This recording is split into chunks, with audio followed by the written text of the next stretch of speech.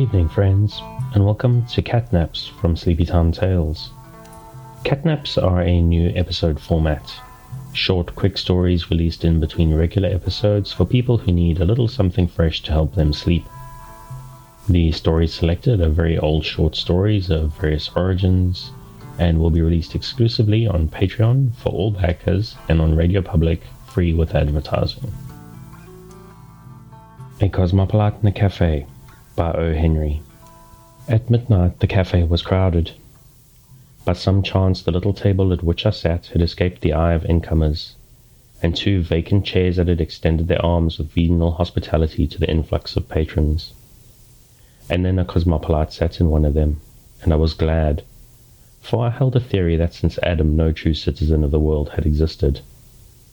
We hear of them and we see foreign labels on the luggage, but we find travellers instead of cosmopolites.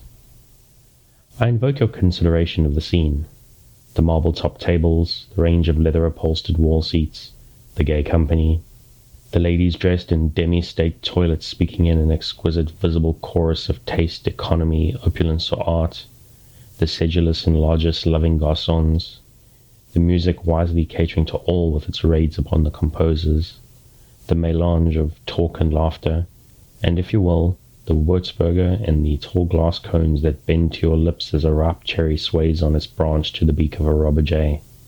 I was told by a sculptor from Moat Chunk that the scene was truly Parisian. My cosmopolite was named E. Rushmore Coghlan, and he will be heard from next summer at Coney Island. He is to establish a new attraction there, he informed me, offering kingly diversion. And then his conversation rang along parallels of latitude and longitude. He took the great round world in his hand, so to speak, familiarly, contemptuously, and it seemed no larger than the seed of a maraschino cherry in a table d'hôte grapefruit. He spoke disrespectfully of the equator. He skipped from continent to continent. He derided the zones. He mopped up the high seas with his napkin. With a wave of his hand he would speak of a certain bazaar in Hyderabad. Whiff, he would have you on skis in Lapland. Zip, now he rode the breakers with the Kanakas at Kalinahiki. Presto, he dragged you through an Arkansas post-oak swamp, let you drive for a moment on the Alcala plains of his Idaho ranch, and then whirled you into the society of Viennese archdukes. Anon he would be telling you of a cold he acquired in the Chicago lake breeze, and how old Escamilla cured it in Buenos Aires with a hot infusion of the chuchula weed. You would have addressed a letter to E. Rushmore Coghlan, Esquire, the Earth, Solar System, the Universe, and have mailed it, feeling confident that it would be delivered to him. I was sure that I had found at last the one true cosmopolite since Adam. I listened to his worldwide discourse, fearful lest I should discover in it the local notes of a mere globetrotter. But his opinions never fluttered or drooped. He was as impartial to cities, countries, and continents as the winds or gravitation. And as E. Rushmore Coghlan prattled of this little planet, I thought with glee of the great almost cosmopolite who wrote for the whole world and dedicated himself to Bombay. In a poem he has to say that there is pride and rivalry between the cities of the earth, and that men that breed from them, they traffic up and down, but cling to their city's hem as a child to their mother's gown. And whenever they walk by roaring streets unknown, they remember their native city, most faithful, foolish, fond, making her mere breath name their bond upon their bond. And my glee was roused because I had caught Mr. Kipling napping. Here I had found a man not made from dust, one who had no narrow boasts of birthplace or country, one who, if he bragged at all, would brag of his whole round globe against the Martians and the inhabitants of the moon. Expression on these subjects was precipitated from E. Rushmore Coghlan by the third corner to our table. While Coghlan was describing to me the topography along the Siberian Railway, the orchestra glided into a medley. The concluding air was Dixie, and as the exhilarating notes tumbled forth, they were almost overpowered by a great clapping of hands from almost every table. It is worth a paragraph to say that this remarkable scene can be witnessed every evening in numerous cafes in the city of New York. Tons of brew have been consumed over theories to account for it. Some have conjectured hastily that all southerners in town hie themselves to the cafes at nightfall. This applause of the rebel air in a northern city does puzzle a little, but it is not insolvable. The war with Spain, many years, generous mint and watermelon crops, a few long-shot winners at the New Orleans racetrack, and the brilliant banquets given by the Indiana and Kansas citizens who composed the North Carolina Society have made the South rather a fad in Manhattan.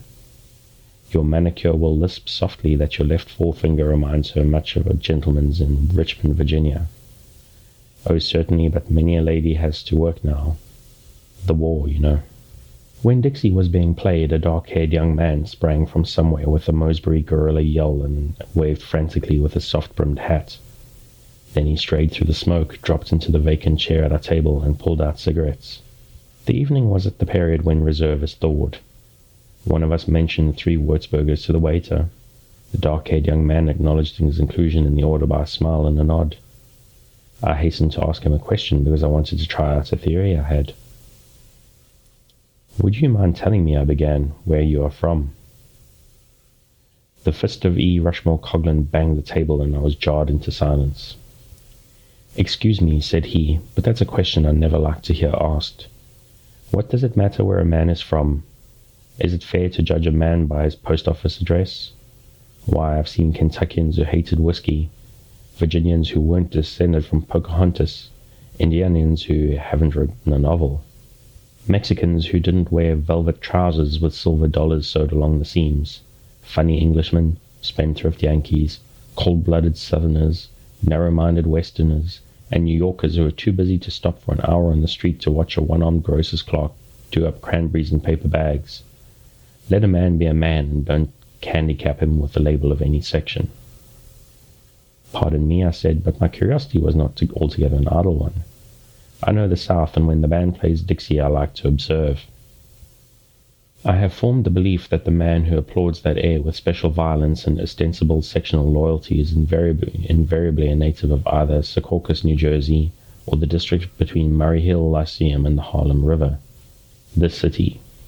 I was about to put my opinion to the test by inquiring of this gentleman when you interrupted with your own larger theory, I must confess. And now the dark-haired young man spoke to me, and it became evident that his mind also moved along its own set of grooves. "I should like to be a periwinkle," he said mysteriously, "on the top of a valley and sing Tooraloo, Luraloo."